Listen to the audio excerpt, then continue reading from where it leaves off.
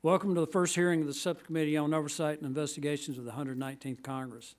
I want to start by saying that it is an honor to serve as the chairman of this subcommittee. Congress has an important oversight responsibility that includes making sure our laws are working as intended and that the federal government is using taxpayer dollars responsibly. I look forward to working with my colleagues on both sides of the aisle on this important endeavor. Today's hearing is entitled Examining the Biden Administration's Energy and Environment Spending Push. Moments ago, I noted the importance of ensuring that the federal government is being a good steward of taxpayer dollars. This is critical, particularly in the context of the extraordinary surge in spending and the explosion of new and expanded programs at the Department of Energy and the Environmental Protection Agency, largely authorized and funded by the Infrastructure Investment and Jobs Act and the Inflation Reduction Act. The two laws provided supplemental appropriations of $97 billion and $101.5 billion to DOE and EPA, respectively. As this subcommittee examined the last Congress, spending large amounts of funding, particularly in short time frames, carries tremendous risk.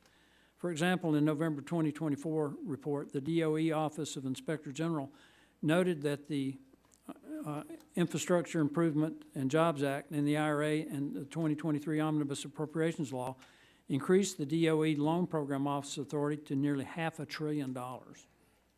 This is more than 23 times that of the program's portfolio balance as of November 2021, when the Infrastructure and Investment Jobs Act was signed into law. The situation only became more alarming as the Biden administration raced to finalize loans and spend down available grant funding in its final months. All three watchdog organizations here today, the EPA, OIG, DOE, OIG, and the Government Accountability Office, have reported on past shortcomings within these agencies and risk factors for waste, fraud, and abuse.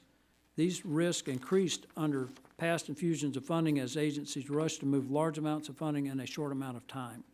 Unfortunately, history seems to be repeating itself, but we have a chance to try to minimize the damage. I want to emphasize that we're not insinuating that all applicants and recipients are guilty of wrongdoing.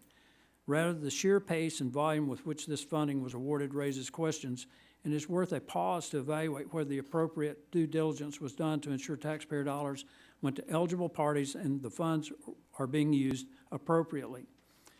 I thank our witnesses for being here and sharing their expertise to guide and inform the committee's efforts to identify potential misuse of federal funds and ensure that appropriate measures are taken moving forward to prevent future misuse of funds.